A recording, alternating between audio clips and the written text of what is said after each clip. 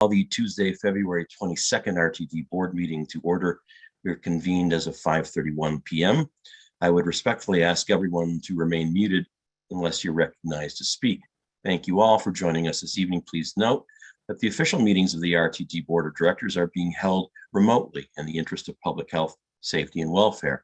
The official meetings of the Board of Directors will be held via Zoom and will be audio and video recorded.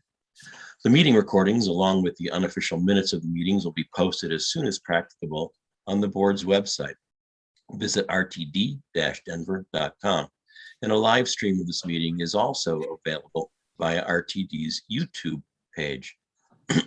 Colleagues, being elected as a member of this body imposes an ethical obligation for each of us to enhance and maintain the public confidence in this agency. As a board of directors, it is our collective duty to our constituents, stakeholders, and staff to conduct our business in an atmosphere of mutual respect, cooperation, civility, trust, and collegiality. These are values we can all agree upon. As such, I encourage each of us to review the operating guidelines adopted by this board and act in accordance with those principles, which are available on the Board of Directors page on the RTD website. Thank you. We'll now do the Pledge of Allegiance. Director Williams, would you please lead us in the pledge? Thank you, Chair. I pledge allegiance to the flag of the United States of America and to the republic for which it stands, one nation, under God, indivisible, with liberty and justice for all. Thank you, Director Williams. Director Cook, would you please read the land acknowledgement? Yes, thank you. The RTD Board of Directors acknowledges that the land on which our buses and trains operate is the traditional territory of the Ute, Cheyenne, Arapaho, and other contemporary tribal nations that are historically tied to these lands. We honor our Indigenous elders who have traveled, inhabited, and stewarded these mountains, hills, and plains throughout generations. May this acknowledgement demonstrate a commitment to working to dismantle the ongoing legacies of inequity of the Native and all historically oppressed peoples, and recognize their current and future contributions in the district as we move forward. Thank you, Director Cook. And I'd like to just take a moment. Today is the one-year anniversary of the shooting tragedy at the Boulder King Supers. Let's take a moment of silence to remember all those impacted by that.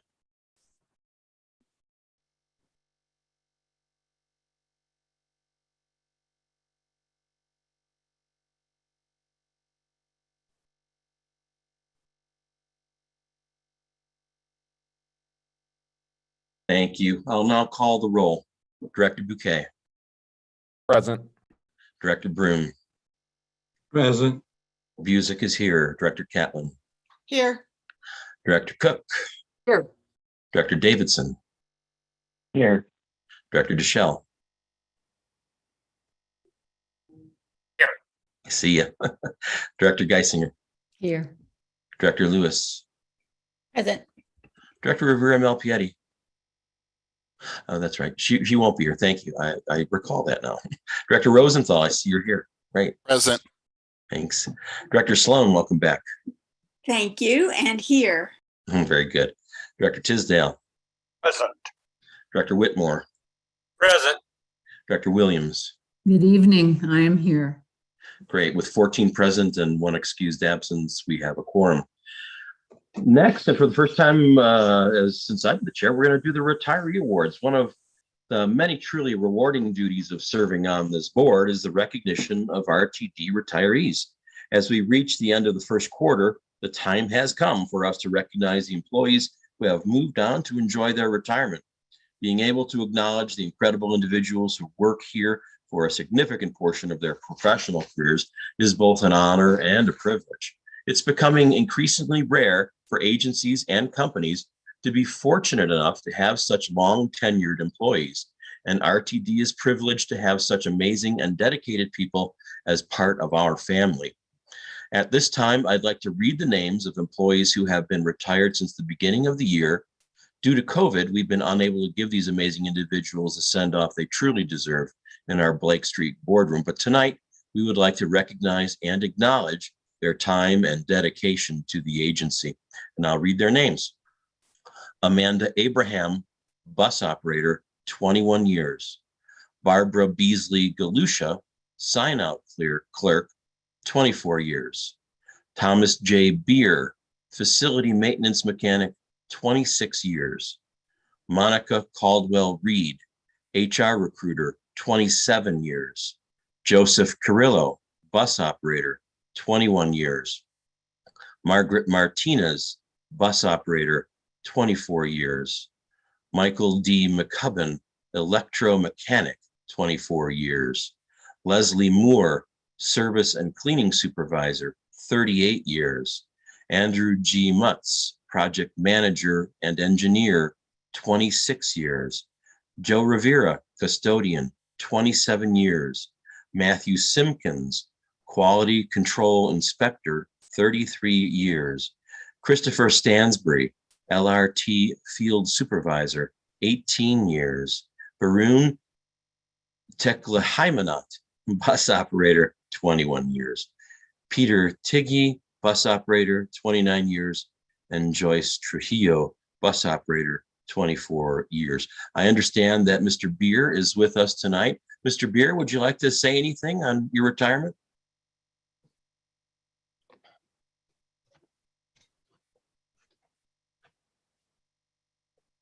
I don't know if you're with us, but if you are, you're muted if you're speaking. Mr. Beer, Henry, do you know if Mr. Beer's here? He was scheduled to be here, and I believe that Jillian was going to try to get him on the phone. He is on the phone. Give me a minute to see if I can get him unmuted. Great, thanks, Jillian. But while we're doing that, I'd like to say a few words about Tom. Great. He retired from RTD last November, and he started his career in service and cleaning. Did that for about 7 years, and then transferred over to the facilities maintenance side. And he went ahead and got his certifications and became a certified mechanic. He was also a Group 2 operator. So the Group 2 supervisors step in when the regular supervisors are out. So he was able to step in to the role of supervisor on numerous occasions, which we really appreciated. So he did that within the public facilities. And then he finished his career after 26 years at district shops. And he's moved on to retirement with his wife and enjoying horticulture as a hobby. He has been missed, and I hope that he's enjoying his retirement. It was well earned. And Tom, from me to you, thank you very much for all that you've done for RTD, and I wish you the best in retirement. And it looks like he is on now.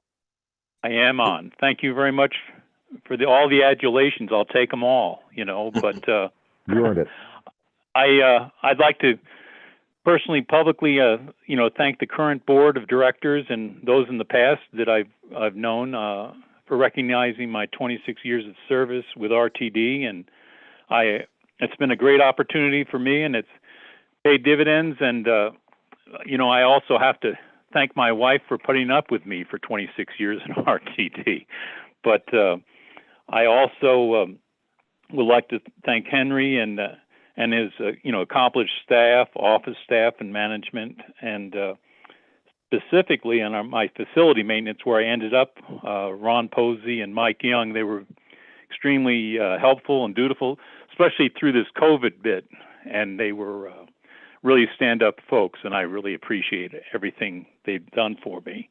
And I'd also like to thank, there's a ton of people that I can't even think of, but I'd like to thank even the local ATU 1001, the staff, past staff, and all the stuff they've done for me for, I guess you would say, help and consideration. And a special thanks for all the employees that I interacted with on a regular and daily basis. And, from this side of the coin, 26 years went like a snap, but when you're going through it, of course, you don't think of it that way. But it's been provided me with a great sense of accomplishment, and it's helped my family. And like I say, it's been quite a reward to work there. And I hope RTD stays healthy and keeps going. And I appreciate you letting me go on, but I think you've got other things to accomplish. Thank you very much for your time and consideration. Thanks very much, Mr. Beer, and you have certainly earned our time. And on behalf of the board of directors, I want to thank you and all the other retirees for your hard work and dedication to RTD. We wish you all well in your future endeavors. And at this point, without any further, we'll move on to our next item on the agenda. Thank Next you is very our- much. You bet. Have a good Mr. evening. You too. Bye-bye. Take care. This is our public participation period, which is open to anyone who would like to address the board. Those who would like to address the board but are unable to attend board meetings can submit their comments in writing to be read into the record at rtd.boardoffice@rtd-denver.com. Ms. McManus, were any emailed comments received for tonight's meeting? As of the afternoon as of the afternoon conference with my team, no. Jillian, was anything added after we spoke? No, there wasn't. Thank you. Great, thank you. We'll move on. As is our custom, we will allow any of our elected officials present to speak first. If you wish to speak and have not already done so, please raise your virtual hand or press *9 on your phone.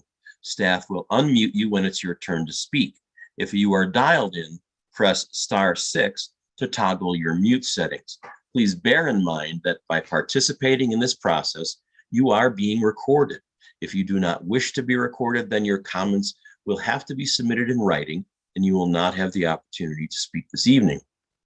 If any speaker has documentation or reference materials for the board, please email those materials to the board office at the following email address: rtd.boardoffice@rtd-denver.com.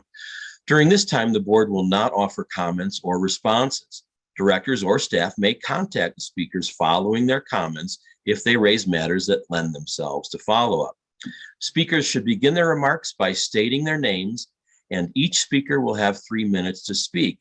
Speakers, please refrain from profane or obscene speech, direct your comments to the board as a whole, and refrain from personal attacks.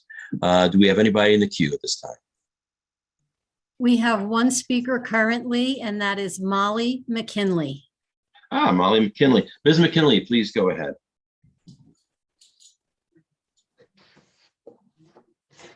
Good evening, RTD board members, CEO and General Manager Johnson, and staff. Thanks for holding a space for public comment this evening. My name is Molly McKinley, and I'm a policy director at the Denver Streets Partnership. I'm here this evening, to congratulate you and express our appreciation for the newly approved collective bargaining agreement between RTD and the APU Local 1001. We are thrilled to see the increased wages and scheduling updates, quality of life improvements, and opportunities for advancement. Transit workers are critical to our community and they deserve to be supported. This agreement sends the right message to both current and potential employees and really puts RTD on a track to being able to provide more reliable service in the Denver area. I want to share a couple of things that I've been reflecting on since reviewing the board packet earlier this afternoon. Two things that really stood out to me in the section with feedback from the engagement around the May service changes. First is this broad statement that the widespread view is that RTD must return to full service. I'm sure it's no surprise that I couldn't agree more. The other was just a reminder from reading the individual feedback at the very end of the packet that the service you provide really impacts people's daily lives and people truly depend on RTD service. I know that's not news to y'all, but I was just reflecting on those two sentiments kind of packaged together. For me, it really elevates a sense of urgency to improve and restore service. I talk all of the time with decision makers and community members about the importance of transit and how critical it is for stakeholders throughout our region to be coming together to support RTD now more than ever. Kind of tie my thank you and reflections together. You know as well as I do that transit is a critical part of meeting our region's needs and goals, from climate and air quality to equity and access. I'm really hopeful that this collective bargaining agreement will be a catalyst for restoring service to meet the needs of the region. I'm looking forward to joining a future board meeting where there are service changes proposed that include some service increases because RTD is fully staffed and then some. I'll bring the confetti. I'm really rooting for y'all, and everyone in the region should be too. Our future depends on good transit. So thank you again. Thank you, Ms. McKinley, and thank you and your organization for your partnership and advocacy. Ms. McManus, are there any more members? I see no other hands up to speak. Great. With no other participants in the queue, we will close the public participation period at this time and move on to the external entities reports. The Access-a-Ride Paratransit Advisory Committee, APAC, report will be presented by Mr. Tex Elam. Mr. Elam, the floor is yours.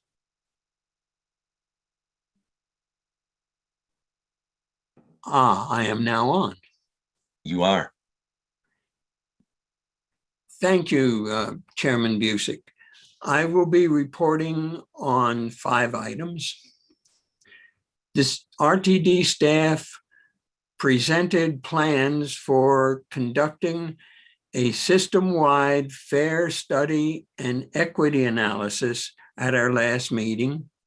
They did it in detail, and we'll select several folks representing the disabled community to serve on the panel. Secondly, the Uber pilot program for Access-a-Ride members is now operational, as announced by General Manager Johnson. Sorry about that, Ms. Johnson. Recently, membership are now being advised on the procedures to make the program work, to let them be able to let us be able to participate. The next 2 items are examples of RTD's efforts to reinstate programs that had to be canceled during the COVID problem. One of them is subscription service, which allows customers who travel to the same location at least 3 days a week to do so without having to call in every day to make the same reservation. This is being done first through kidney dialysis and senior centers. Once that's accomplished, then the system will be moved on to other people who qualify for the service. Next, trip negotiations, is reestablished, thereby, once again, as scheduled, when a person calls in, that is honored plus or minus an hour of the time that the person, of the requested time the person wants the service.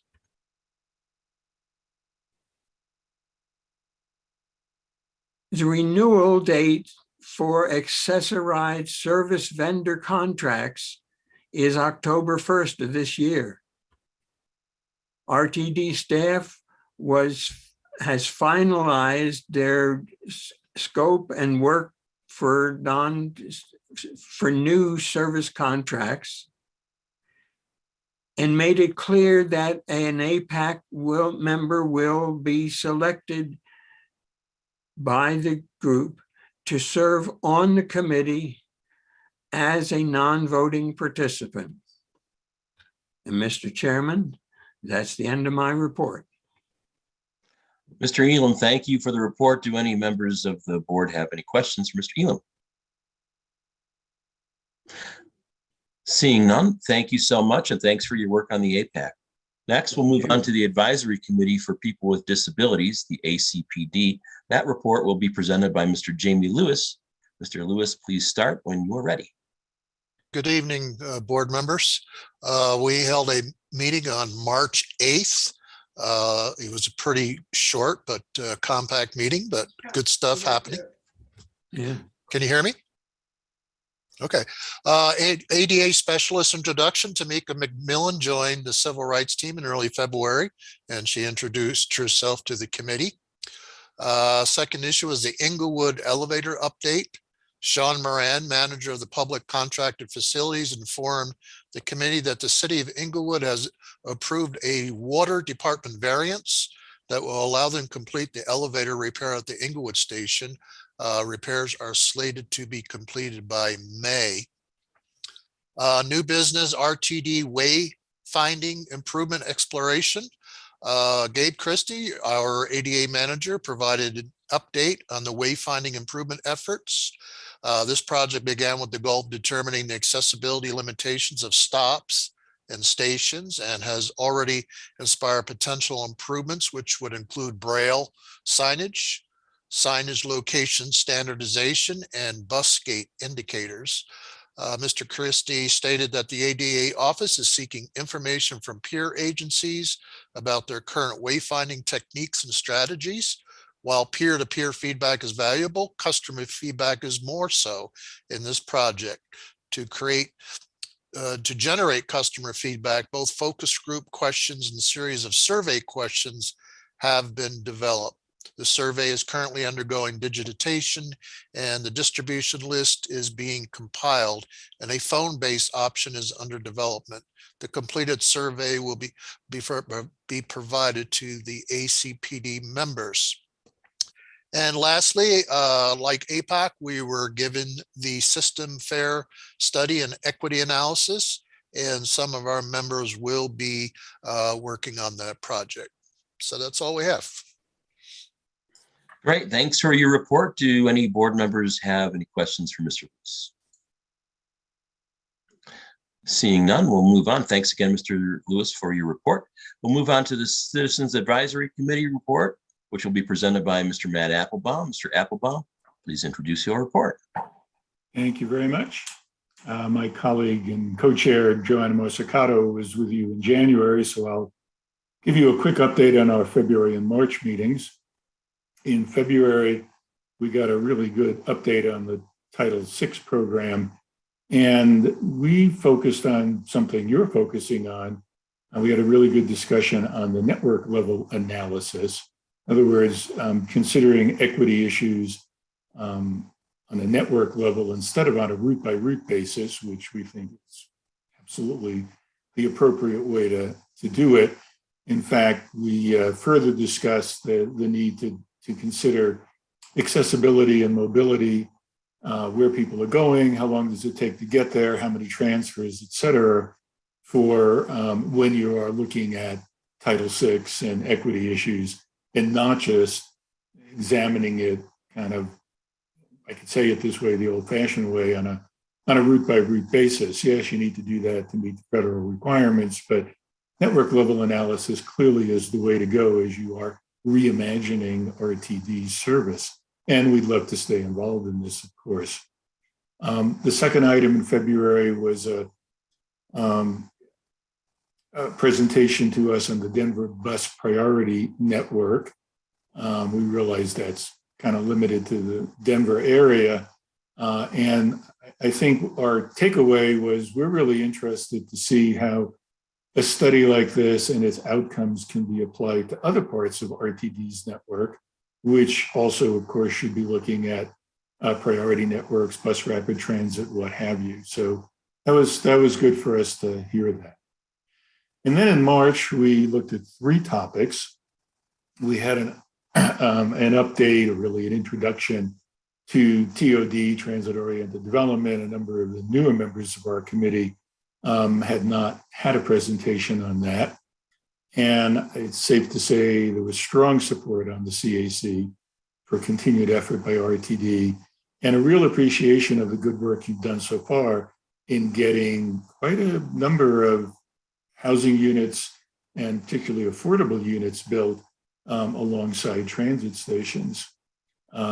It's clear we need more collaboration and cooperation with local governments, especially regarding zoning and parking requirements. I'm sure you know that. We'd be happy to help if we could. And members of the CAC suggested a number of additional locations that might be used for TOD.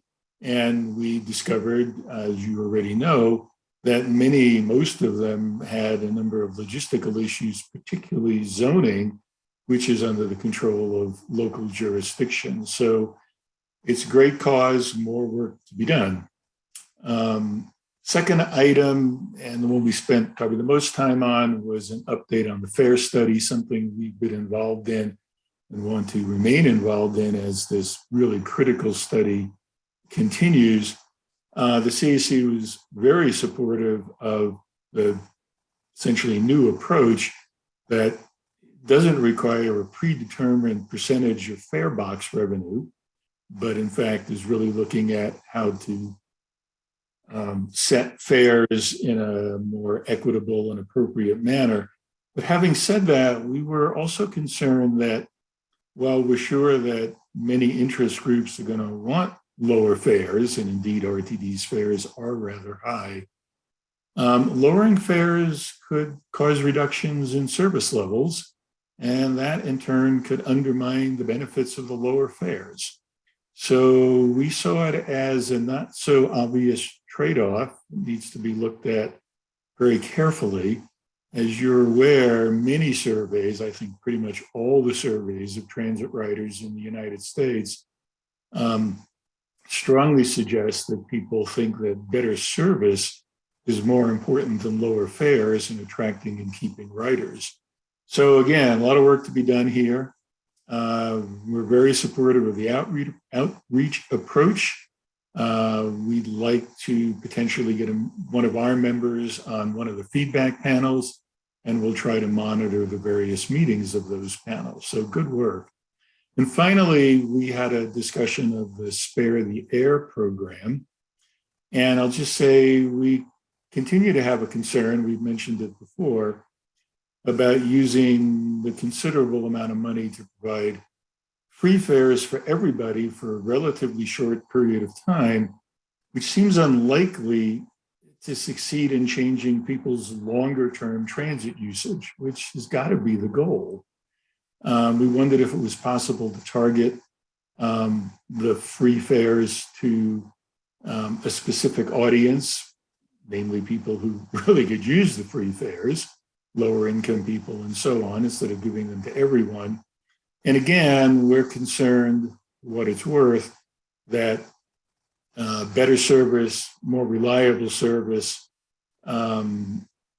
seems to attract more long-term transit riders than a short-term fare concession likely will, even understanding the goals of air quality.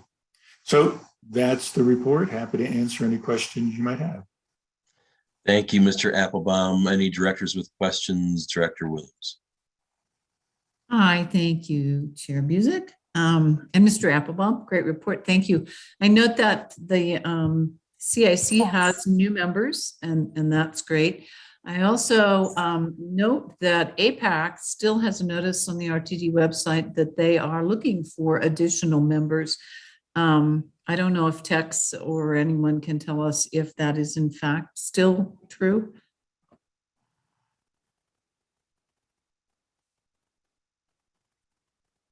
If you're looking at me, I do not know.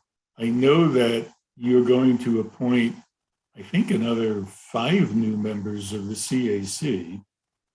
And there is a notice out, I actually saw it in our local, I've seen it, I think, in 2 newspapers, that the CAC is looking for new members.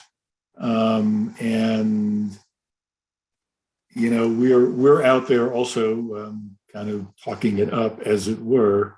It is hard to get the word out, of course. I hope good people will apply. I'll just say, and this is a compliment to the board, the last couple of sets of new members you've appointed have been terrific, active on the board, very knowledgeable about transit and representative of their communities, which sure makes the CAC a more interesting place. Our discussions have been really good because people come in knowing quite a bit about transit and mobility and accessibility. And we really appreciate that. But it'll be a big change in our board, a lot of new members. And we are looking forward to getting together with them in person one of these days, because like you, perhaps, there are members on our board who we really haven't met in person yet. And that does make it a little bit harder to get to know each other. Thank you, Thanks for Mr. that. Applebaum. I actually was asking about APAC, and I see that Mr. Elam is back on, and maybe Ms. McManus has an answer. So I was just wondering if APAC is still looking for new members. Ms. McManus?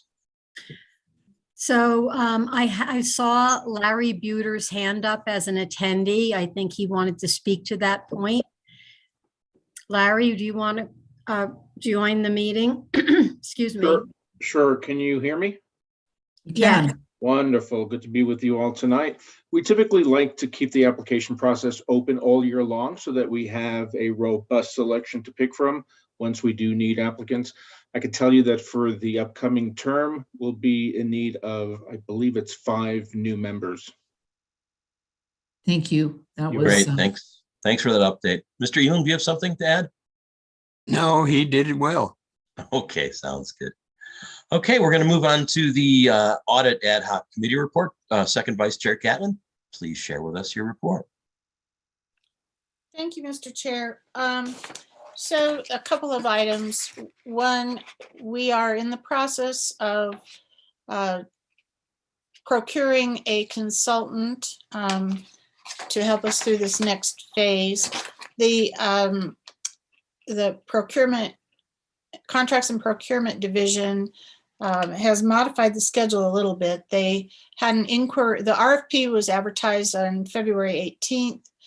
The emailed questions from prospective proposers were to be received by the close of business on March 9th. And then on the 18th, RTD sent responses to written questions, if any. As a result of those inquiries, the division agreed to extend the proposal deadline from March 30th, as was originally advertised, to April 8th, to give some people more of a chance to respond. And the week of April 25th, if necessary, there will be oral presentations by any finalists. And RTD anticipates making the final selection on or around May 3rd of this year, in order to get a consultant on board to help us with moving forward with outsourcing the internal audit function. I think that the fact that there was a request to extend the proposal deadline indicates that there is interest in helping RTD with this process. The second item, we do have a meeting scheduled this upcoming Monday at 8 o'clock in the morning. And what the ad hoc committee had agreed to do was take a deeper dive and look in the more in depth at the audit standards. So this coming Monday, we will start looking at the standards, maybe looking at our meeting cadences, implementation of the standards, and just kind of the internal audit functions alignment with the strategic plan. Want to maybe set up something about new director training related to audit. It's kind of been something that's out of sight, out of mind for most directors coming in, and we thought it would be important to maybe take a look at how we could introduce new board members or new directors to the internal audit function, and also existing board members as we're starting to transition to a different model than what we had previously. So we're going to start those internal discussions, and our fellow director, Davidson, is going to start facilitating that discussion this coming Monday. And you're all welcome to join, but I think we can all take advantage of a more in-depth discussion on those matters. With that, Director Davidson, do you have anything to add to that? Or Director Deschel? No, thank you, other than just to say that also thank you to Director Deschel as well, who's been working, I know, on matrix that will help guide that discussion that will be starting on Monday. Thank you for reminding me of that. Yes, I appreciate that. To both of you. Thank you, Second Vice Chair Catlin. Thanks. And thanks, Director Davidson and Director Deschel, for your hard work on this important committee. Next, we have the Finance and Planning Committee report. Committee Chair Davidson, do you have anything that you would like to report? I do. Thank you, Mr. Chair. The Finance and Planning Committee, I'll touch on a couple of items. We unanimously passed the recommended action that is on tonight's unanimous consent agenda. This is the delegation of authority and competitive selection, which seeks to update the delegations of purchasing and contracting, budget transfer, and settlement authority. We had two discussion items at the committee. I want to touch on the first discussion item, which does involve a policy decision that this board will be making, likely in the June timeframe. This was regarding the refinancing of 2013 and 2014 certificates of participation, or COPs. The substantial portion of these certificates of participation were used to finance the construction of the N line. Our staff has recognized and found a very good opportunity to realize gross savings of $103 million or $120 million by refinancing these COPs. The $103 million option calls to do a refinance. The $120 million option, so that's an additional $17 million gross, which amounts to a $10 million net present value savings, calls for utilizing the fast track bond authority. The committee had a robust discussion around the trade-offs associated with utilizing the bond authority from fast tracks to realize this savings. While this would exhaust the agency's bond authority capacity until 2044, there is actually a risk that RTD will not be able to leverage its bond authority beyond 2024, given that it is the 20-year anniversary of the 2004 fast track vote. The committee heard from bond counsel, which shared that there is limited precedent demonstrating that bond authority can extend beyond 20 years of its authorization, and that there actually is some legal precedent from other jurisdictions suggesting that the bond authority may become unavailable after 20 years. So this would mean that the agency may face a decision that regardless of what we do now, we may need to explore other financing mechanisms to complete the unfinished corridors of fast tracks beyond that 2024 date. The committee does expect to hear more from staff regarding the relevant case law that we did discuss, as well as the two potential plans to realize the savings of $103 and $120 million gross. This will be an important policy decision, so I certainly encourage board members to review that discussion. There are trade-offs on both sides. It is complicated. It is a little bit murky because we are looking at uncertainty on both sides. I also would encourage any committee, non-committee members who may be curious to learn a little bit more. Certainly, please feel free to reach out to me or to other finance and planning committee members, such as Vice Chair Catlin, and certainly feel free to reach out to Mr. McLeod and his staff for further information. And I'd be remiss if I didn't thank Mr. McLeod, Mr. Morgan, and Ms. Johnson for working together on what is a very creative and extensive savings for the agency, regardless of what decision we make. So look forward to hearing more on that. I look forward to sharing more with you all. And again, please feel free to reach out to me with any questions. Finally, we did have one other discussion item at the committee. This was regarding the system-wide fair study and equity analysis, which was presented to the committee by staff. We had a detailed look at the where we are and what the schedule for completion is. And thank you to all of the staff members who participated in that. It was very helpful. And certainly I know we were all excited to hear an update on that important project. Thank you, Mr. Chair. That concludes my report. Thank you, Director Davidson, for that report and the updates. Next is the Operations and Safety Committee report. Committee Chair Rosenthal, do you have anything you would like to report? Thank you, Mr. Chair, and the Operations and Safety Committee met, and we adopted the May 2022 service plan changes as revised. Very good. Thanks for that report. Next is the Performance Committee report. Committee Chair Lewis, I'm sorry. Do you have anything you'd like to report? I actually we do not have any updates from the performance state. I'm sorry, I didn't.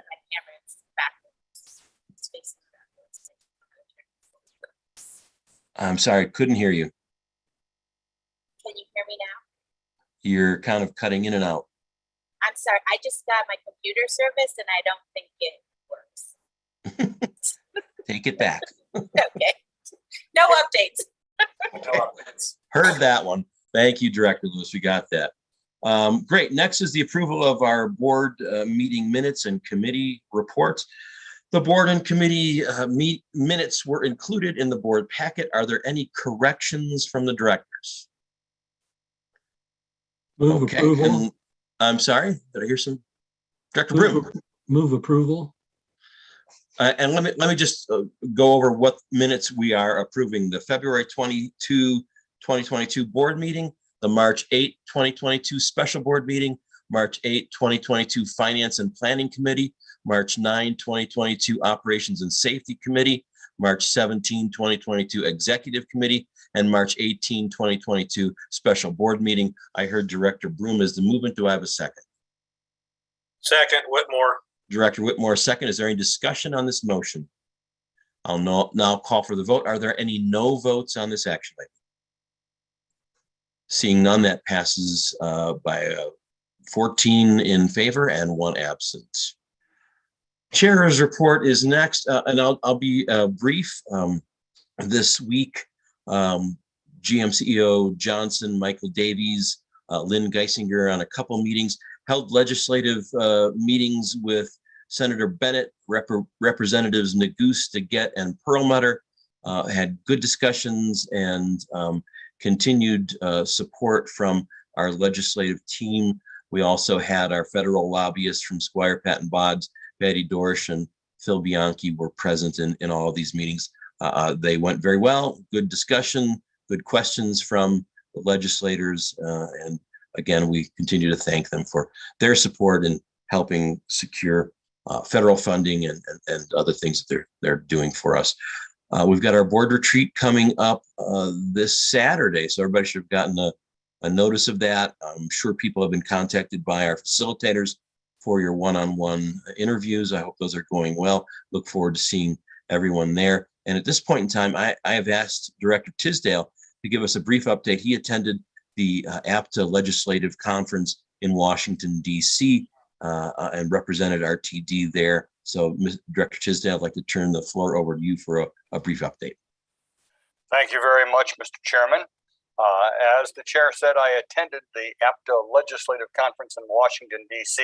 on March 13 through 16, which was preceded by meetings of the APTA Board of Directors and the APTA Executive Committee, which I attended also.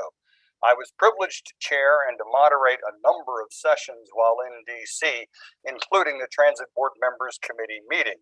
I would like to highlight just 4 items from those meetings. First, there is a Board Talk Live webinar that will be conducted on Tuesday, April 5 at noon our time to discuss the APTA strategic plan regarding important issues for the transportation industry.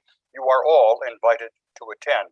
Second, the Transit Board Members Educational Seminar will be held in Salt Lake City from July 30 through August 3, which will present programs on workforce development, transit-oriented communities, system optimization plans.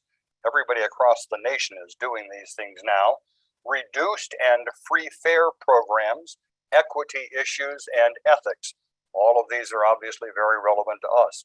Third, to ensure your continued engagement with the Transit Board Member Committee, please go to the APTA website, that's apta.com, and just type committee interest form in the search box, and you can instantly sign up for the TBM committee for free and get all of these notices directly.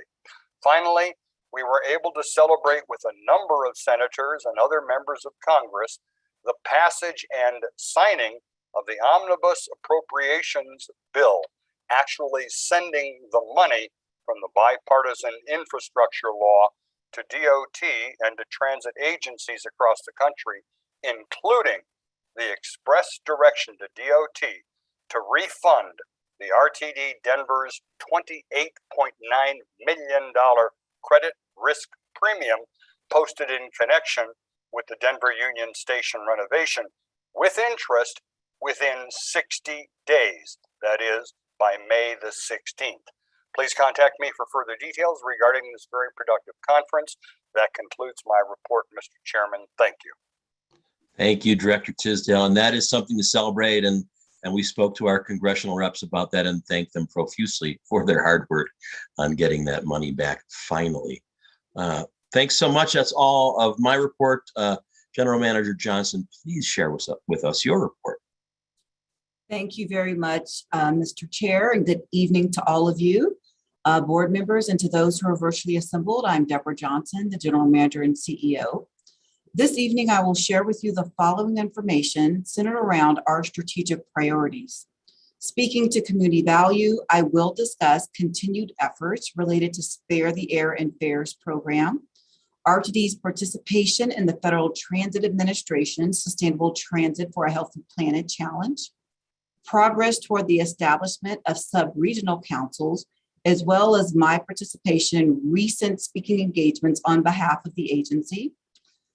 As relates to customer excellence, I will share information regarding continuing efforts to address unwelcome activity occurring at Denver Union Station and the surrounding area. And related to the employee ownership strategic priority, I will touch on the agency's ongoing COVID-19 pandemic responses and a temporary reduction in telephone information center operating hours. So relating to efforts related to Spare the Air and the Fares program, RTD staff continues to collaborate with community partners, legislators, and the ATU Local 1001 to determine best practices for the implementation of a free fare program. Over the course of several weeks, Government Relations Officer Michael Davies and I, along with you, Mr. Chair, and First Vice Chair Geisinger, have engaged with a myriad of audiences ranging from nonprofit entities to state legislators and environmental advocates.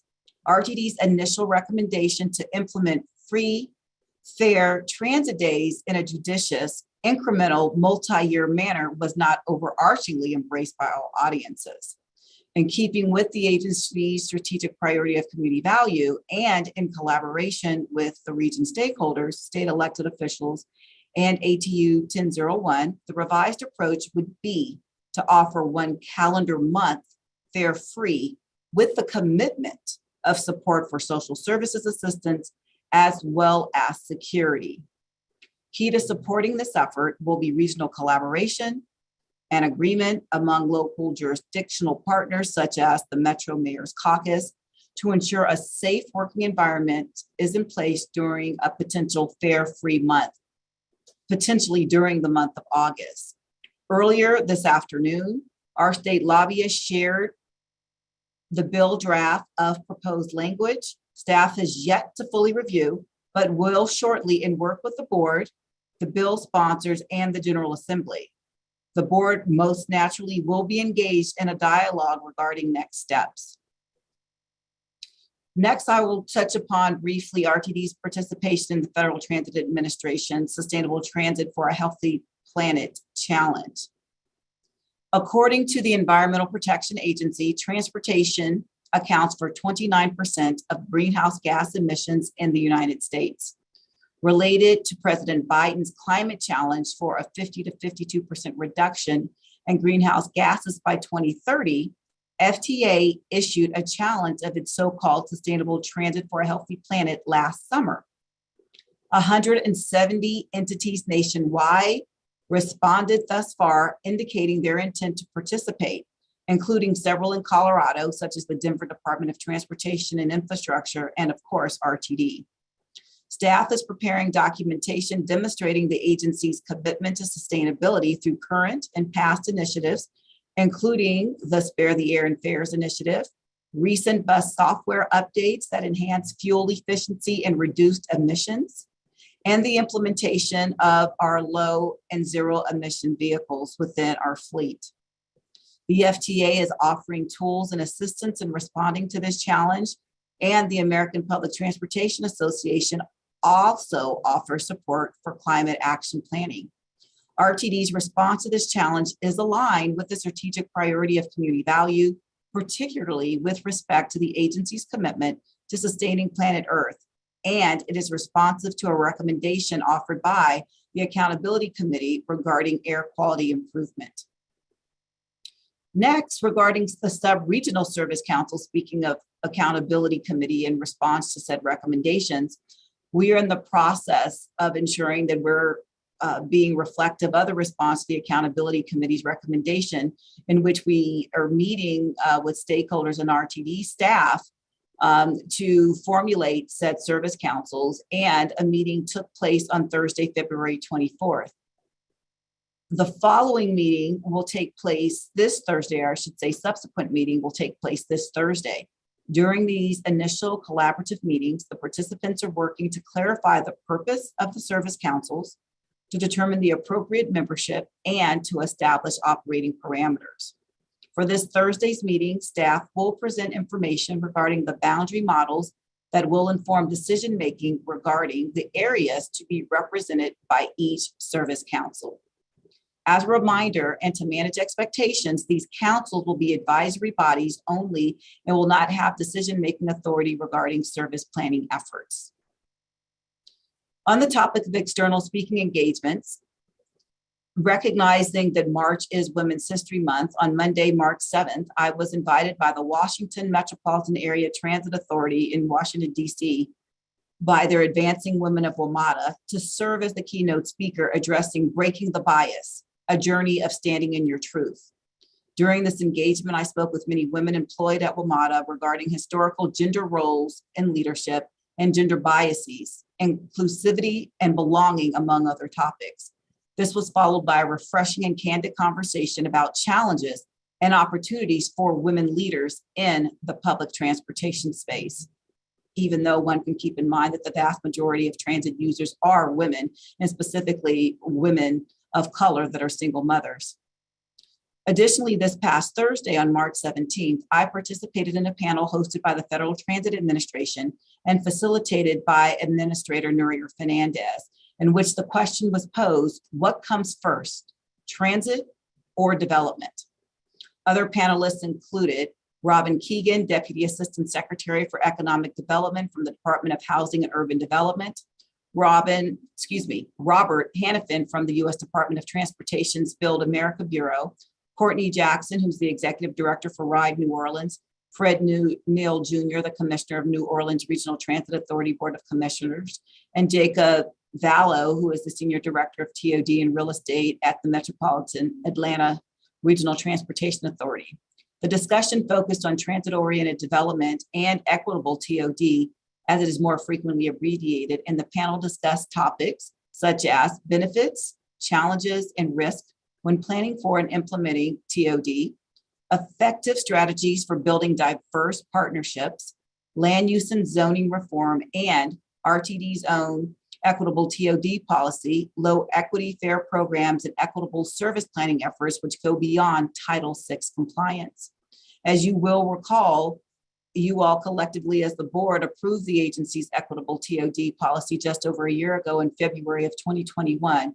And the policy is comprised of 5 primary elements: an affordability goal, an emphasis on parking replacement, as well as shared parking, expedited administration, and negotiated land prices, all of which are tied to the policy goal of encouraging affordable residential development for low-income households on RTD real property at and along high-frequency transit stations and corridors, with the objectives of increasing ridership through transit-supportive land use, generating revenue through joint development, and enhancing community relationships.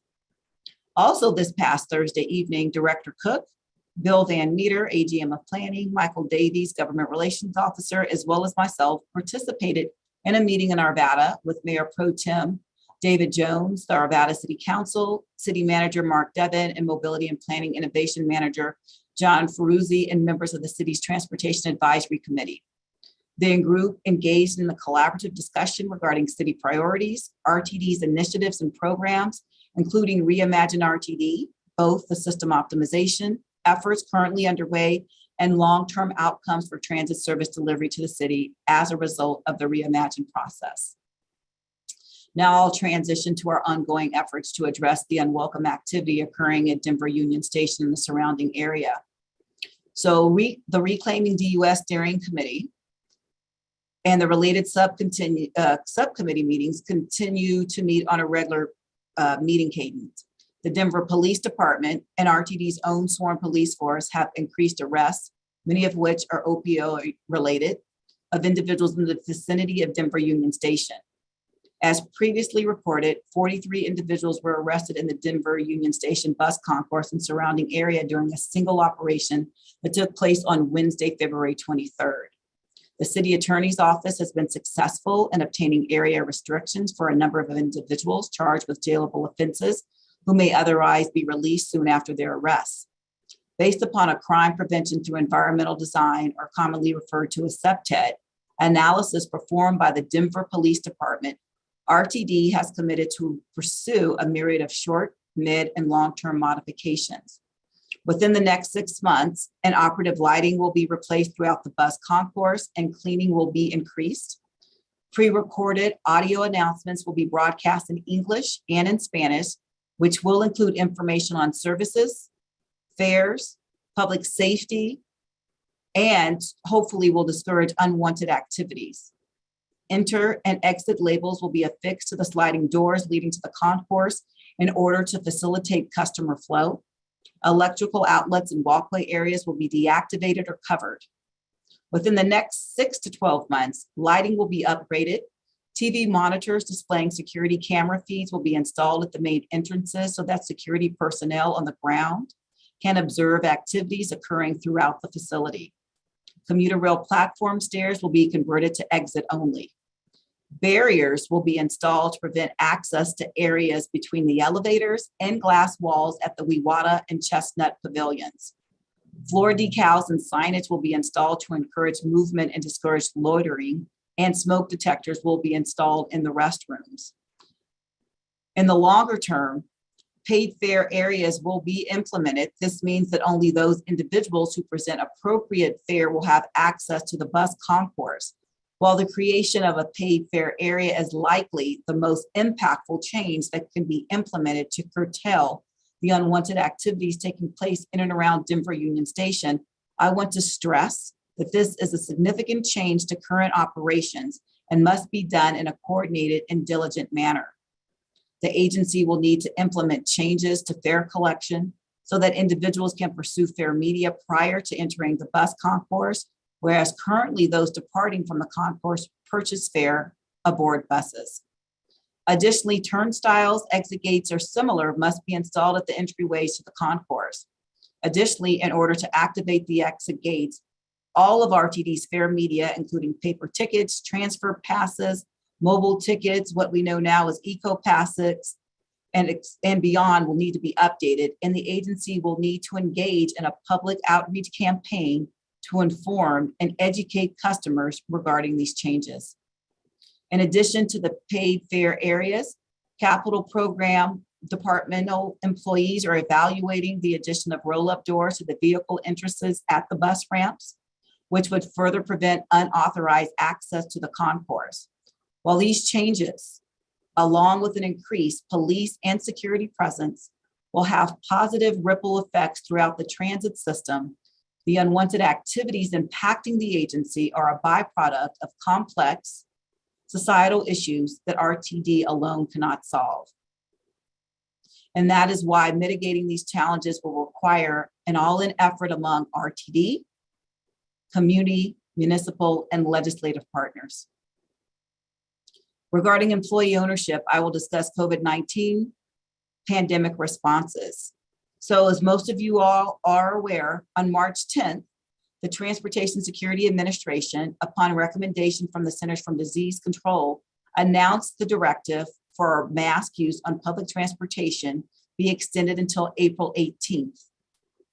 As such, RTD's existing guidance regarding facial coverings for customers, contractors, and employees remains unchanged, and facial coverings must be worn at all times when waiting at stations, stops, and platforms, and while aboard revenue vehicles. Health data indicates that the wave of Omicron variant cases continues to decline sharply, with 7-day case rates by counties served by RTD all hovering near 100 cases per 100,000 people. Cautious optimism is appropriate at this stage, but we must continue to remain vigilant to COVID-19 threats, including the threat of the new variants and subvariants that could evade existing vaccine protections.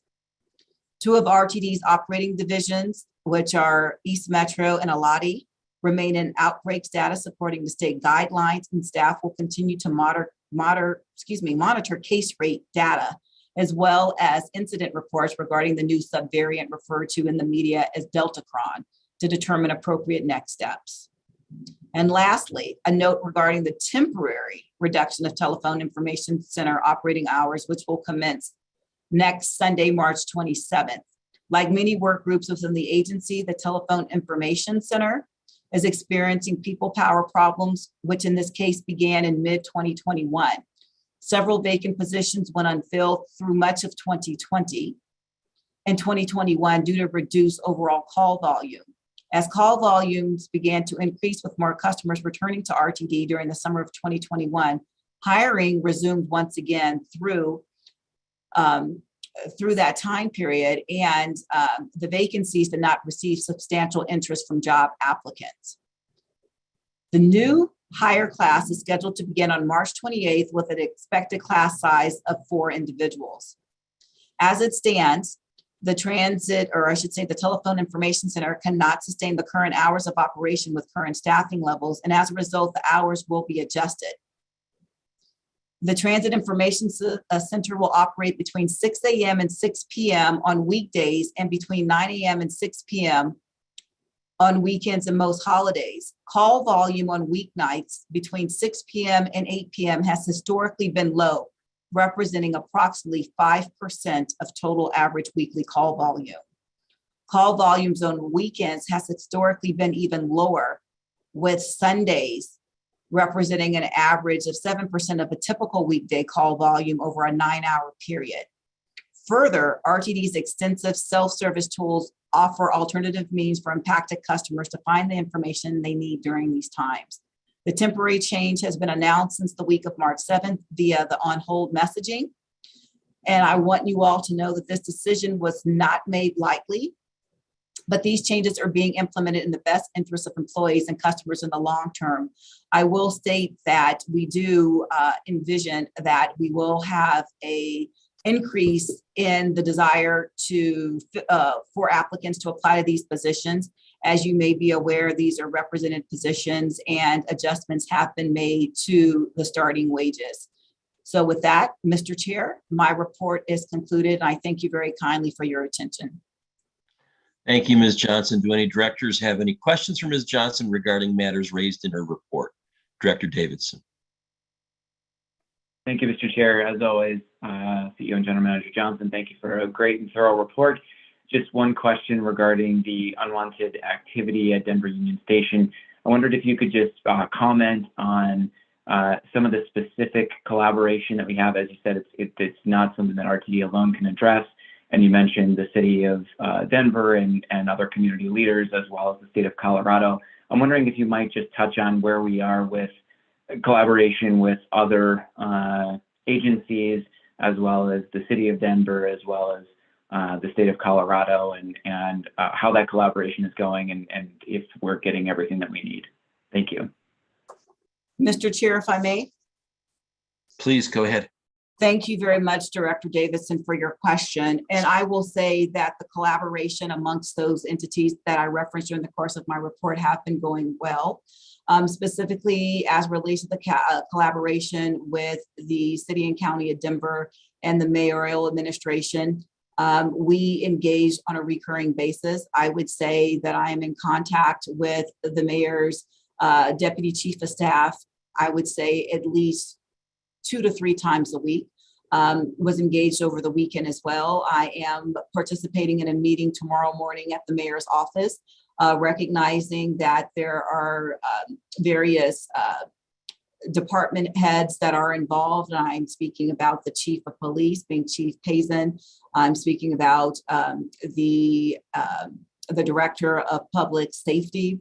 Our Transit Security Division is engaged with District 6 Commander and Lieutenant on a recurring basis. There was a meeting that took place just yesterday as relates to us working in tandem with private entities in reference to security issues as well. And as we go forward, and I made reference to some of these elements pertaining to crime prevention through environmental design, I want to be careful with my remarks, but I will say that there is an interest as relates to supporting us from a partnership vantage point in relationship to funding. And more so as we talk about this credit risk premium that we're excited about getting back. Quite naturally, since the intent of that credit risk premium was for aspects of Denver Union Station, that's something we are looking at as a prime source to make these modifications to Denver Union Station. So as we go forward, there's going to be a lot of different work that's involved. And I want to also say that there's an aspect that's very important to me, and several board members who I've spoken with just in the past few days know that this has been very trying for me in reference to trying to mitigate a situation that I feel is untenable as it relates to the work environment for our employees. But it's something that I'm committed to trying to do the best that I can with support from all of you to try and ensure that we're providing an environment where our employees or our customers don't have to look over their shoulders. So in due time, I will be coming back to you in a more formalized manner, seeking some policy direction from this body, because this is the issue that's not indigenous to the Denver metro region. However, I do believe that this agency is in a different position, unlike agencies, the Chicago Transportation Authority, that for all intents and purposes is a city department that has the support of, Mayor Lightfoot to do various things, or when we look at New York City as it relates to Mayor Adams. And Mayor Hancock has been a wonderful partner. Please don't misconstrue. But what I'm trying to bring forward is that we are a regional agency that spans multiple jurisdictions. So it's not solely on the shoulders of the city and county of Denver. And that's where we talk about state involvement. And there could be some legislation as it relates to drug possession and things of the like that would help us overarchingly with where we are currently. So thank you very much for that question. And I hope that I answered your question. Dr. Davidson, It does. Thank you, Mr. Chair. Yes, it does. And it does seem as though we need help. So thank you for the comments, and we look forward to the further discussion. Thank you, Mr. Chair. Thanks. Director Deschel. Thank you, Mr. Chair. I have a few questions, but I also see there's a long line. So if I may just ask one now and then put myself back at the end of the queue for equitable airtime.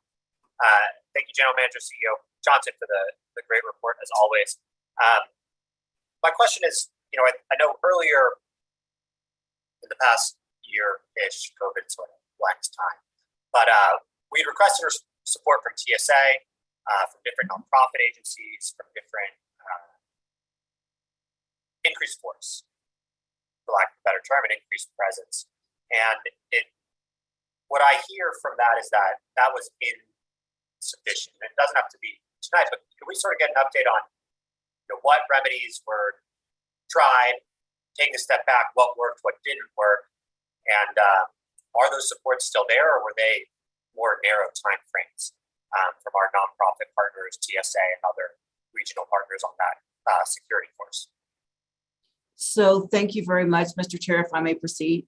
Yes, please. Yes, Director Deschel, thank you very much for the question. And before I answer your question, I do want to make a qualifying statement that we can't enforce our way out of this. And so keeping in mind that the Viper teams, as we talk about from Homeland Security, the visible intermodal preventive response teams, when we reached out to them, they basically left their post as it relates to the Denver International Airport and quickly adjusted. And this went all the way through Washington, D.C. The Viper teams are still there, not in the same manner in which they were. They're coordinating with Interim Chief Martin Gano, and we're getting dates as it relates to March when we talk about the volunteers that we had with the Guardian Angels. They were out on the system on Saturday. So it's not as frequent as it was before, because basically there needs to be other aspects in which we need to do collectively of which I spoke about in my response to Director Davidson, that it needs to be more collective. Now, keeping in mind that we do have other resources, we coordinate and we do have what is deemed as a homeless outreach coordinator. We do have 4 mental health clinicians that supplement our transit security personnel when they are in and around the station and the system as a whole. One thing that we're looking to do collectively, and I commend Interim Chief Martin Dono for bringing this forward, it's something of which I've been quite familiar with at other transit agencies, but basically deploying our security teams in such a way where we have our bus riding teams, we have those assigned to rail, and we have those assigned to facilities. That is something that we did not do collectively before here at this agency that I believe can lend some support. But first and foremost, we have to be clear that we do have an open system.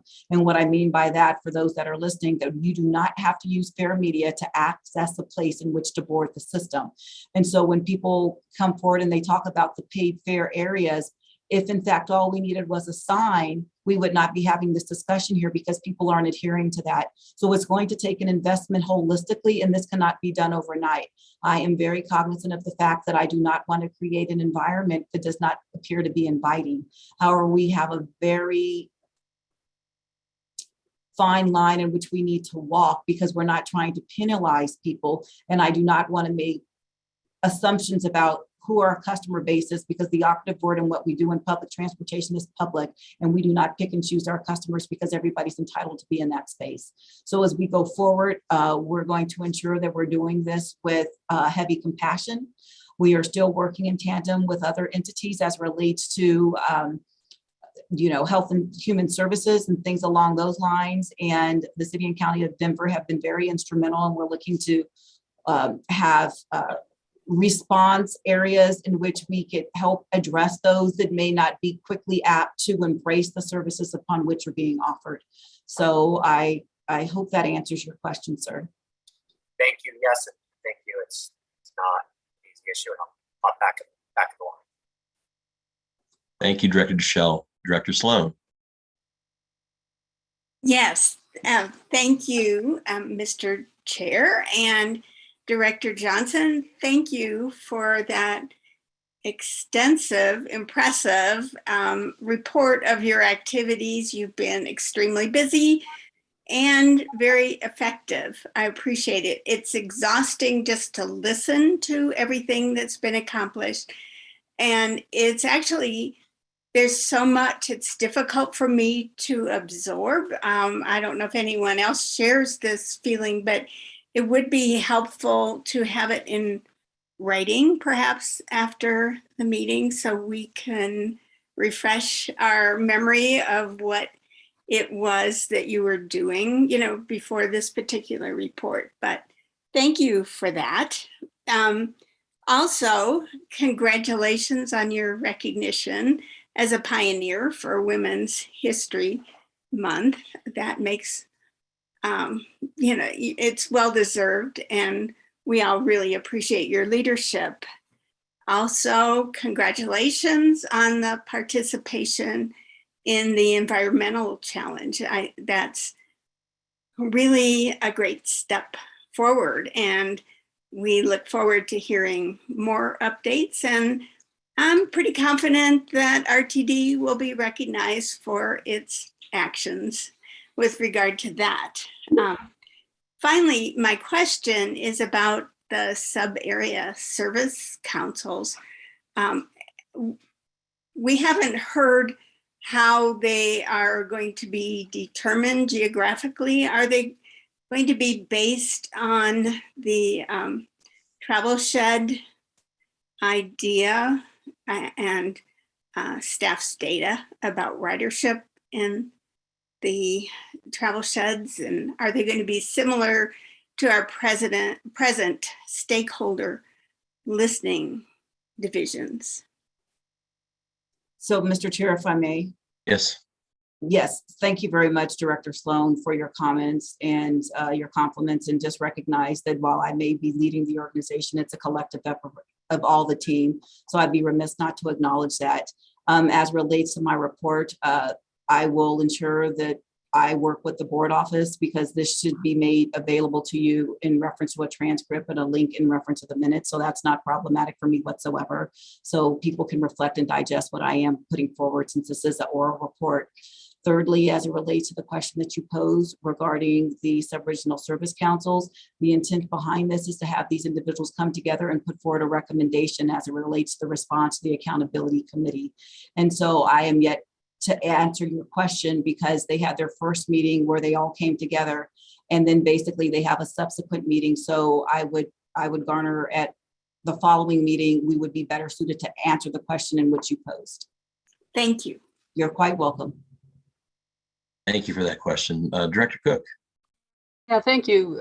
First of all, I wanted to thank you publicly and also Michael Davies and Bill Van Meter for coming out to Arvada.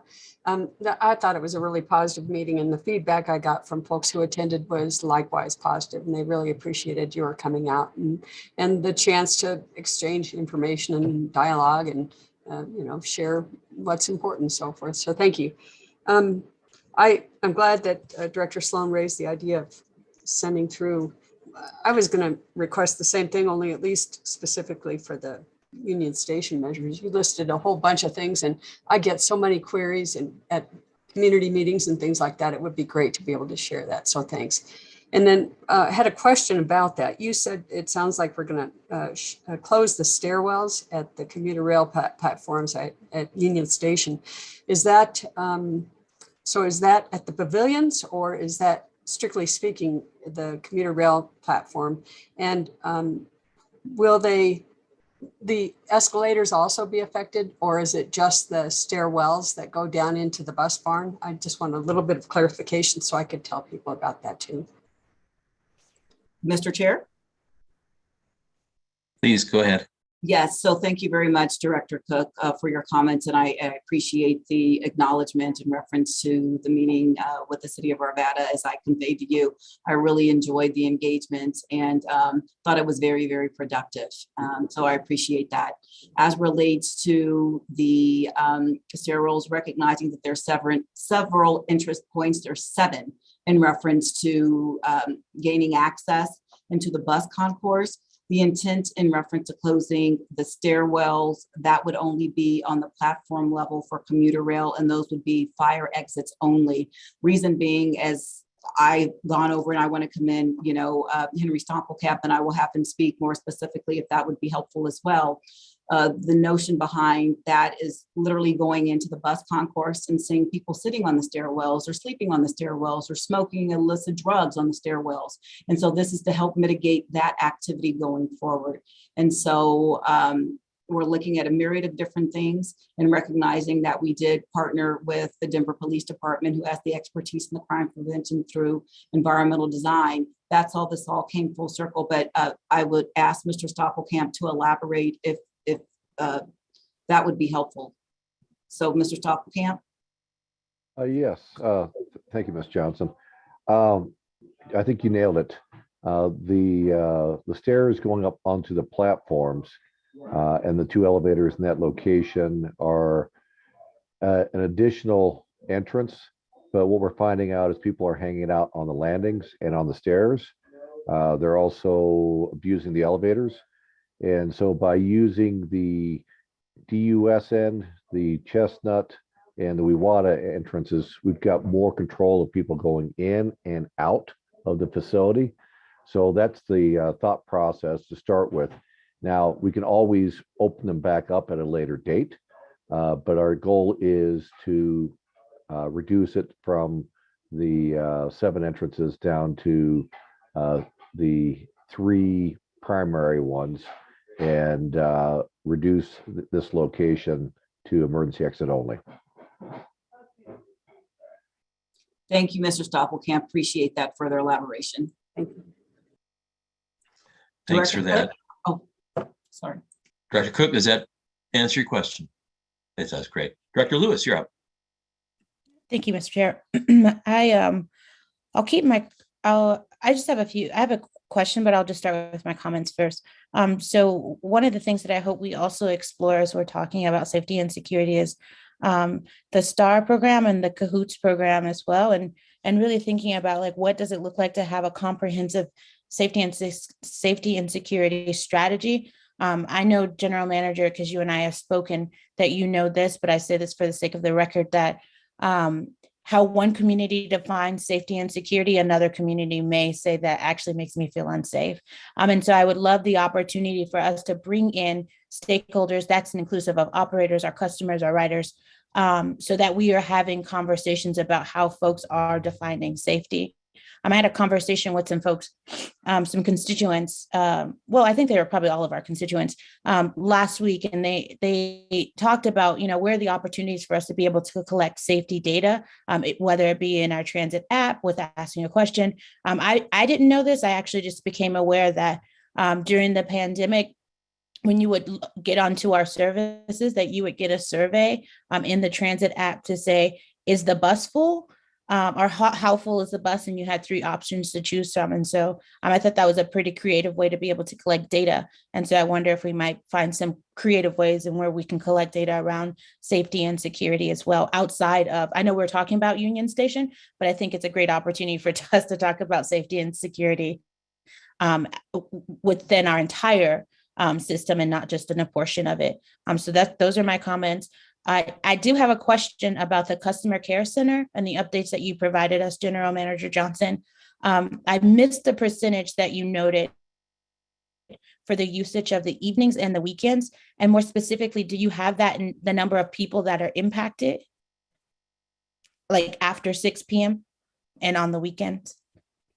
Yes. So when the decision was made as relates to ensuring that we had adequate staff, we looked at data because as indicated, most decisions in reference to us collectively are data-based. And so as we look at where we are, what I was sharing, and as I said before, we will ensure that this information is provided to all of you in a transcript. So call volumes on weeknights between 6 and 8 p.m. because the hours will be reduced during the week by 2 hours, has historically been low, representing approximately 5% of total average weekly call volume between those 2 hours. Okay. And so as relates to where we are in relationship to Sunday, and I'm scrolling through to find this information, so bear with me. Sure, no worries.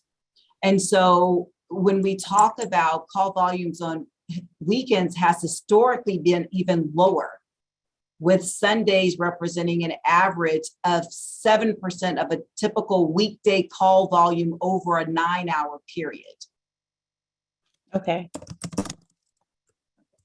Is there a way in which we'll be able to capture when people are calling in during the times that we won't have staff available, so that we might be able to gauge if we find a contractor, or I hate to say contractor, but just be able to gauge if we might need to tweak that in some way? Well, quite naturally, now I can't speak. I'll have to double back with the team to ascertain whether or not we can capture that data, because if someone were to call in, I don't know as relates to our software system that we have, if we can capture that, but I will double back. This is a temporary remedy due to the fact, as I outlined, the same issue that we have with other positions. Sure. We don't have enough people. And when we have someone in the call center, we need to leverage a supervisor going forward. And what we're doing is trying to optimize our people power. And so I would surmise going forward in relationship to where we are with the increase of wages and what we're doing, that we could have an influx of applicants. So this is merely temporary as we go forward. And I would surmise would just be for a couple of months until we can get our staffing up, recognizing that we were holding positions in abeyance due to the fact with 2020 and those positions weren't being filled. Now here we are at a place. And so as we go forward, this is what we anticipate. So it's only for, at this juncture, a couple of months as we make a determination relative to having enough people. Sure. No, that makes sense as you see the benefits of the CBA. I appreciate you reminding me that it's temporary, Right. So thank you for that reminder. And then I just wanted, as you talked about the STAR program, in the other aspects, we are working collectively. I Okay. just want that to be clear because I gave you a high level overview. When I come back to the board to provide more specific information, we will talk about all the collaboration because we are working in tandem with these entities, as you outlined, saying that we had had a conversation. So I want to make everybody aware that this isn't being done in a vacuum, because I concur. What may be safe and secure to one person may not be to another. And it's important that we engage. And I'd be remiss to state as well that there is an employee committee as relates to this effort about DUS collectively, in which Michael Ford is co-chairing with Lance Logenbaum of ATU, and wanted to ensure that we had employees that are there experiencing these. I have had the opportunity to engage firsthand with individuals working in our customer center down in DUS who have told me when they come in for work that they need assistance in getting somebody from in front of the door so they can walk in, so they can ensure they're opening up, you know, the customer care center on location at its designated time because somebody's been sleeping there.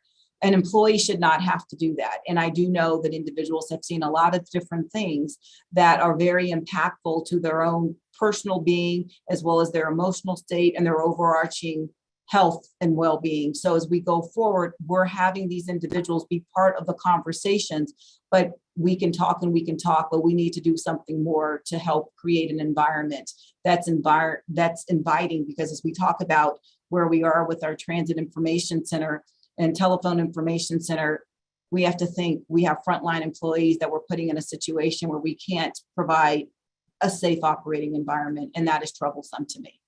Absolutely.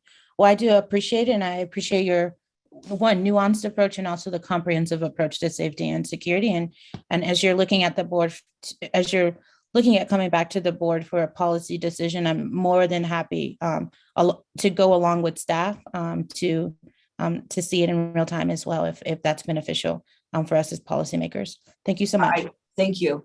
Yep. Thank you, Director Lewis. Second Vice Chair Catlin.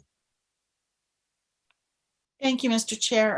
Along the lines of Director Davidson's inquiry, as you were citing all of the strategies to kind of move Denver Union Station from what's clearly an open system now to what I would state as a semi-open system, I was seeing the dollar signs add up and know that some of those improvements that would be necessary to facilitate that could be fairly costly.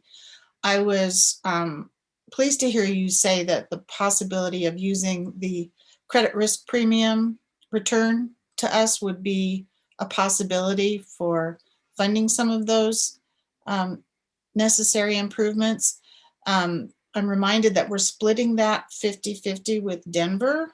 And I know it's a partnership with Denver, but when that original funding mechanism through the RIF program and FTA and all of the mechanisms that went into purchasing and then financing the development of Denver Union Station, there were 4 partners.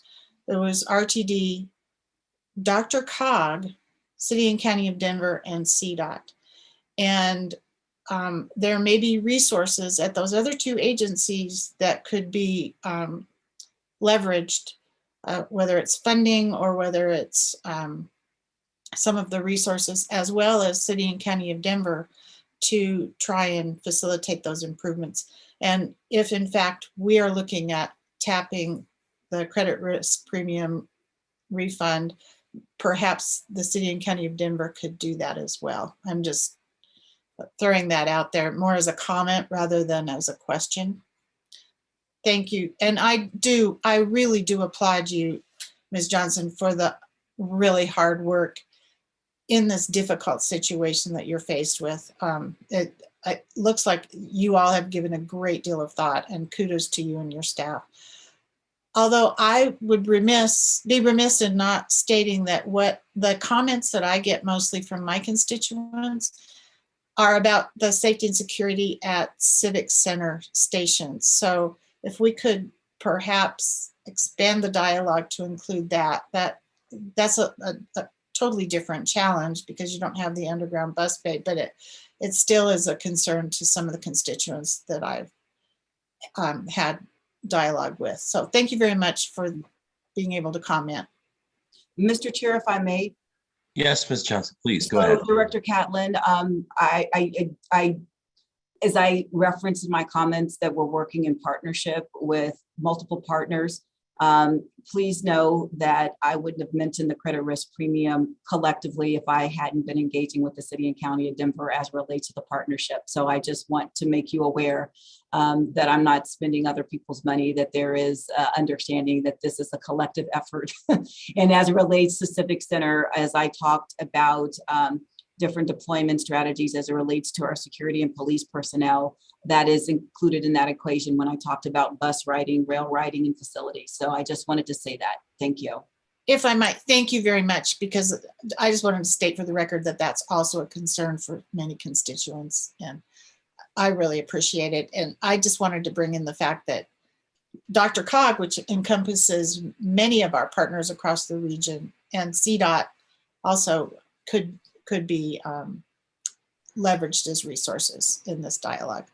So thank you. Thank you for those comments. Director Deschel, may I go to Director Broom first for his first question? Director Broom, why don't you go ahead?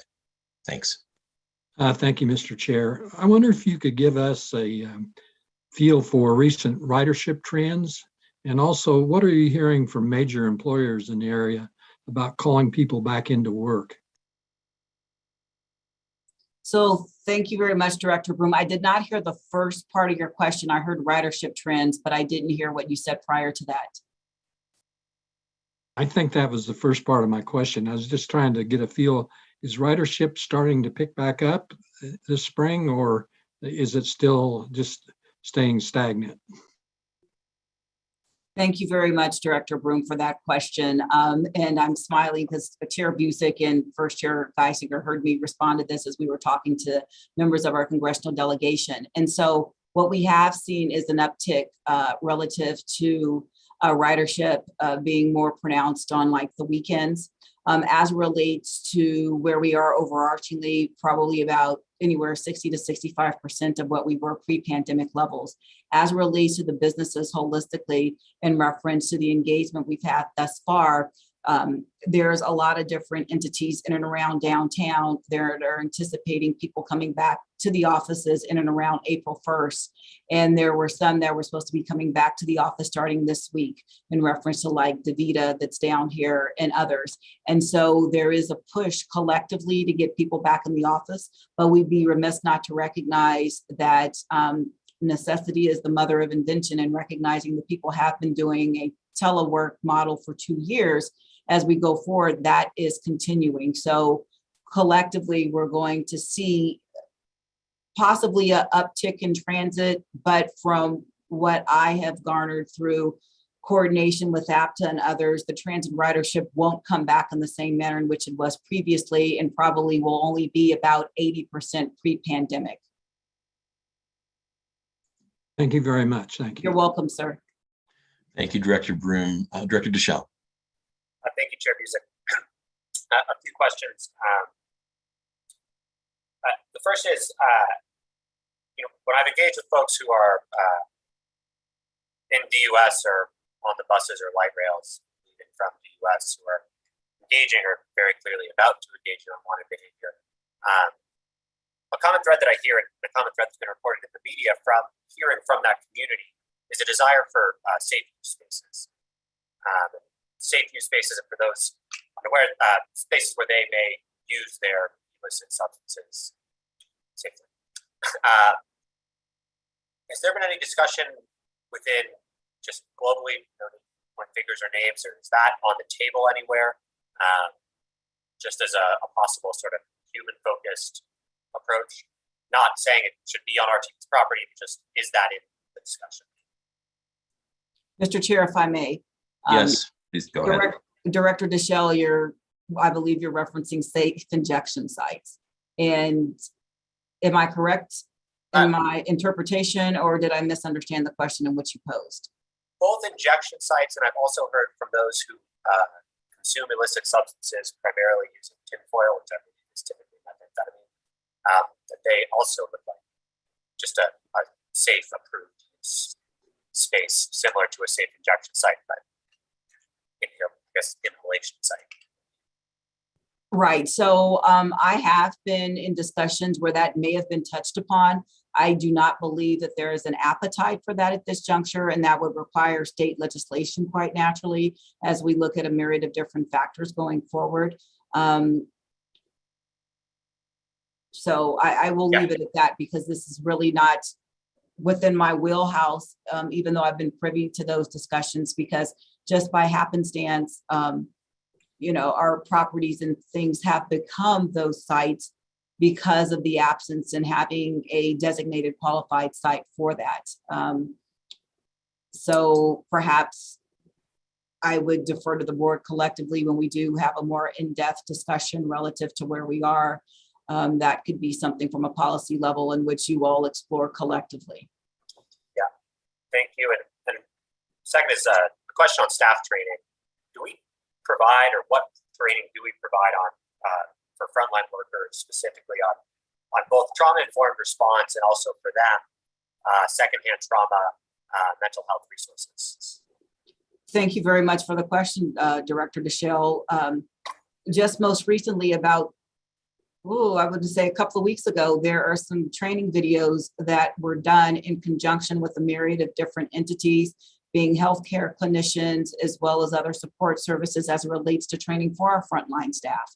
And Chief Martingano was engaging and leading that charge collectively with the entities that I just outlined, and was working specifically with our operations team. Those are being finalized. It's my understanding this was an undertaking that commenced in early 2020, and then the pandemic hit. So of course it's been picked up going forward. So that training has not been leveraged in the same capacity, but these online videos are forthcoming to garner an understanding for people that may have not encountered somebody dealing with autism, for somebody who may be on under the influence of an opioid and things of the like. So those elements are in the works. And really and truly, I should say as well, we've had support from the Department of Public Health within the city and county of Denver, sending information. So all of this is in the infancy stages as we go forward, recognizing that there has been a great illumination placed on this now because of the media attention that it's garnered in relationship to us sort of raising our hands and saying, hey, this is what's happening here and we need assistance. Great. My last question is not related to US at all, which is on our call centers.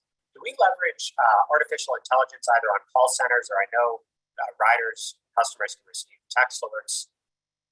Is there a two-way street or any sort of AI leverage to backfill, as we temporarily cut down customer call centers?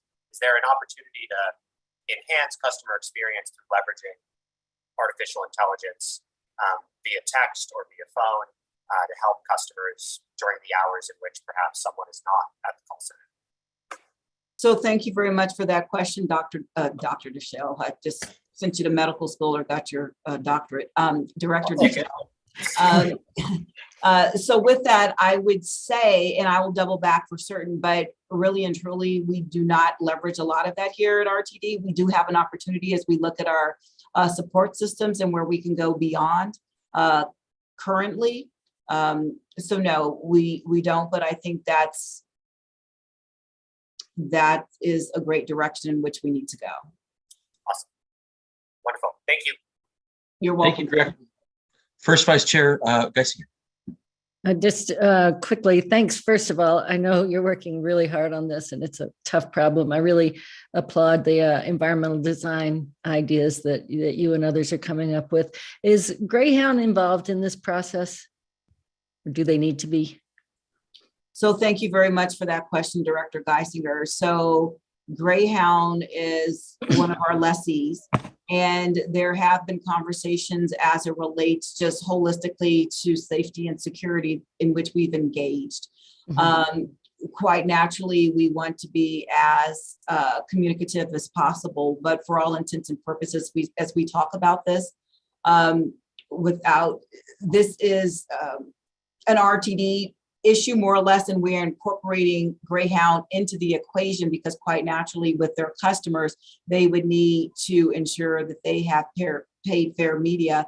But on the flip side of it, there's already a kiosk that's located in the bus concourse that basically is used for Greyhound customers. So the issue isn't really as prevalent as it is for us because we don't have those mechanisms such as a ticket vending machine that's on property in which one could utilize. So one could be put topside.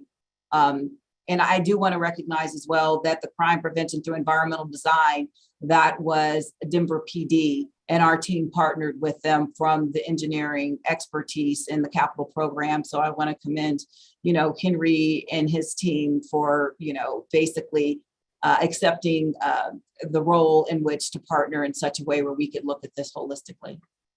And thank you also for the thorough explanations. I think they're very helpful tonight. Thank you. Thank you. Director Tisdale. Thank you very much, Mr. Chairman. Two quick questions, I hope. Number one, is there anything, Madam CEO, that you can share with us at this point relative to the status of the search for a new transit chief of police? So thank you very much, Director Tisdale, recognizing this is a critical position. There is an executive search firm that has been retained, and that is getting underway. A kickoff meeting just took place. Excellent. Thank you very much. And then secondly, we're only about 60 days or so out from when the University of Colorado sponsorship for the A-line expires. Can you share with us the status on finding a replacement sponsor for the A-line? So what I can share, Director Tisdale, and I know that Marta Sapecki and General Counsel Snyder on the line, we want to ensure as we go forward that there is an open process relative to securing a sponsor as we go down this path, and keeping in mind that is highly unlikely that we will have a sponsor in place when the contract with the University of Colorado sunsets. Recognizing that there are signage and other aspects, it will probably be more in line with, I would say, the beginning of the calendar year, because that needs to be intertwined into a service change and things of the like. So as I have preliminary discussions regarding a timeline, that seems as if that will be most optimal. Thank you very much. You're welcome. Thank you, Director. Director Rosenthal. Thank you, Mr. Chair. And General Manager, back to the issue of Denver Union Station. I'm curious if there's any data on customer satisfaction and reaction to some of the measures that that you and the team and Denver Police Department and others partners have engaged in to improve the safety and the sense of of comfort level of being at Denver Union Station. Is there any feedback? Maybe fewer complaints. Maybe what is sort of the finger on the pulse or more that we have stemming from your efforts? Thank you very much, Director Rosenthal. I would say that the question in which you pose, I can't give you any data. It would be anecdotal. And as a person that traverses the area on a daily basis, from my vantage point, we have work to do. And so while I'm not a fair paying customer, I would say that we are in a place that I would not want to tout. I think there's been valiant efforts on the part of a myriad of different partners, but we have work to do. And so as we go forward and we look at working in tandem with our partners, for instance, it'll be more structured because what we've done thus far outside of, leveraging Vipers and security, it's all been about the enforcement. These different elements that I talked about, the short term, we've yet to see any benefit because they have not been implemented. These are in process. I wanted to ensure that you all had an understanding of what's happening before they would actually happen. And so I can't respond to your question. There's not any data, and I can tell you that I get emails daily on a regular basis. I know our union partners do. I get photographs of biohazard and bio waste. There's remnants of tinfoil. There's unused needles, and I see that firsthand. So I can answer the question anecdotally and say we have work to do. Thank you very much. You're welcome. Appreciate your inputs. Great. Thanks for the report. Thanks for the discussion. We're going to move forward now. One thing, we backtrack for a second to the committee reports. The ad hoc audit committee has had some initial organizational meetings. Directors Cook and Broom, they're going to be having their first formal meeting next month. And so Ms. McManus, if you're listening, if we could add the ad hoc audit committee to the committee reports beginning in April, that would be great. Moving on, next is the unanimous consent agenda. Chair Busick, if I may, sir, I raised my hand. I'm sorry to jump in. Sorry, didn't see you. I just wanted to qualify. I believe you intended to say Tabor and not the audit committee. It's Tabor. Oh, you're That's absolutely right. Okay. Second Vice Chair Catlin was panicking, I think. So thank you. Tabor, ad hoc Tabor committee. Great. Unanimous consent agenda is next. There are two items on the unanimous consent agenda listed under items Roman 15 as actions A and B, and they are the delegation of authority and competitive selection and the May 2022 service plan. If anyone has a change to or questions on one of these items, please feel free to advise me at this time, and I will, of course, be happy to pull it from the unanimous consent agenda for consideration under recommended action. Does anybody want anything pulled from the unanimous consent agenda? Seeing none, may have a motion to approve the consent agenda. So moved, Director Williams. Director Williams, and there's a second by Director Rosenthal. Do I have any no votes on this action item? Director Broom. No, I don't have anything. Thanks. Thanks. Any other no votes? Any no votes? Seeing none, the consent agenda passes by a vote of 14 votes, one absent. Takes care of that. We have no recommended action items on the agenda tonight. Are there any other matters to come before the board of directors? Director Broom, your hand's still up. Yeah, go ahead. Director Broom, you're on mute. A point of personal privilege. Please go ahead. I'd like to recognize my wife, Ruthie. We're going to celebrate our 60th anniversary tomorrow. It's been a wonderful adventure. That's fantastic, Director Broom. Congratulations to you and to your wife. Everybody giving you the thumbs up. Thank you. How did she put up with you for so long? But great. Fantastic. Director Bouquet. Well, want to first say congratulations to Director Broom and his wife. Very exciting things. I did want to bring up, so we heard very early on in this meeting regarding RTD's efforts into spare the air and fares. I felt it would be appropriate for us as an agency to look into RTD waiving fares on November 8th of this year, which would be Election Day. As many as you know, midterms, have pretty low voter turnout, and I believe offering a free day for Election Day would be greatly beneficial to increasing voter turnout throughout all of our districts. So I think it would be excellent to know the feasibility of offering a fare free day on Election Day this year. Thank you very much. Great. That's General Manager Johnson, do you want to respond or you want to take that under consideration and get back to us? Well, Chair Busick, thank you very much for asking. I greatly appreciate it. And I would say this is something that I'm quite familiar with, having come from the state of California and working at various transit agencies that already had this as a practice. So needless to say that I support the concept wholeheartedly, because I really do believe that, you know, providing something of this magnitude, it's an effort to reduce the barriers to voting for individuals that rely upon transit service for mobility. So recognizing that we do know the cost, because we just did this for Spare the Air Day, you know, that's roughly about $340,000. if it does please you, Mr. Chairman, we could bring this back as a discussion item to facilitate a further discussion. And so I would be more than happy to work with the team to get that and bring that forward, I would say, to the Finance and Planning Committee. Let's do that and give us plenty of lead time now. So that would be great. Let's bring that back. Thanks, Director Bouquet, for bringing that up. Director Whitmore. Just to dovetail a little bit on Director Sloan's comments, the delivery of the current events, if you will, from Ms. Johnson was extremely thorough and rapid fire. And I just want to make sure that we do have access to that in the written form, because it is such a powerful reference when we get questions, or some of us that attend NADA. It's a very good source for information.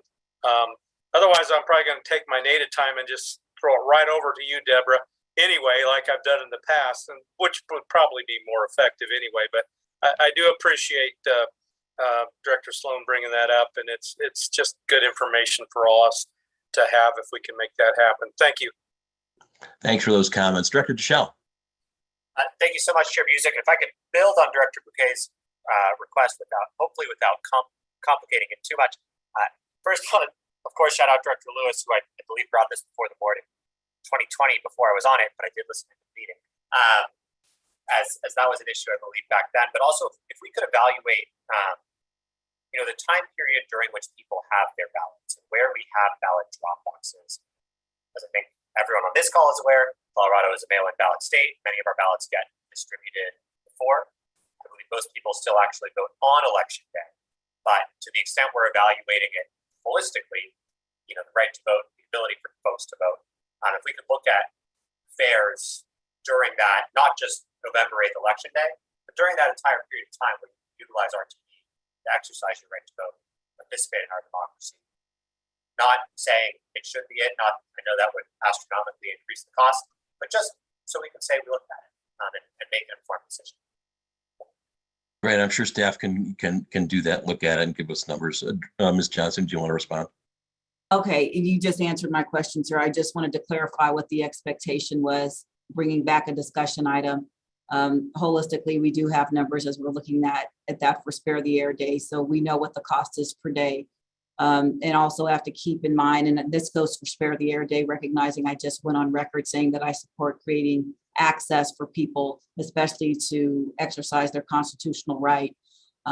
But there's a gamut of different things that we have to take into consideration as we talk about social services, and the same thing we're evaluating as we look for Spare the Air. So I just want to be transparent and manage all expectations going forward. I support the day in and of itself, but I know you can vote, you can mail your ballot like 3 weeks in advance. So if we talk about that, there's another period. So I'll hush. Thank you. Great. Director Rosenthal, take us out, please. Oh my, well, I'm the last one up. I guess building on what Directors Deschel and Bouquet said, yeah, we really have over 90%, I think it's 95 or so percent of folks do vote by mail. So, it is relatively lower number of folks who do vote on voting on election day.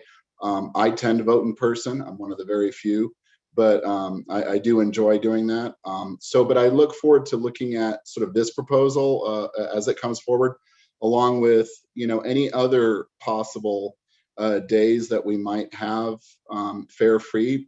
I'm Jewish, but maybe Christmas might be a good day to consider not having fares, maybe some other day as well. New Year's, I think we already have no fares on New Year's, perhaps. That might be the case, in order to facilitate folks who make sure that they're not drinking and driving. So I'd like to see potentially sort of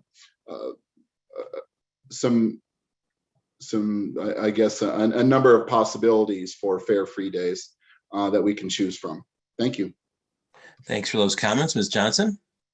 What I would offer up that we can provide the cost, and I would defer to the board as relates to what the desire is from a policy vantage point. So I just want to be clear in reference to what we will do as staff going forward, recognizing that we started with, general election days, and totally up to you all. We're here to serve, but recognizing the impacts just collectively. I just want to ensure that I'm not picking and choosing about which days. So Right. we'll provide that data as the cost per day and leave it to you and put that forward for discussion. Thank you. Great, thanks for that. Director Bouquet, take us out. Well, I would appreciate don't want to overwhelm staff. I would appreciate if we could just potentially focus on November 8th, and that is kind of our guiding principle, then potentially looking after that discussion from going there. Okay. That would be my preference as a director. Great, got it. I will now entertain a motion to adjourn. So move, Director Lewis. Director Lewis, second. Director Williams. Director Williams, second. Any no votes to adjourn? Somebody say no? With 14 in favor and none opposed, we are now adjourned at 7:26 p.m. Thanks, everybody, for the great discussion and information. See ya. folks.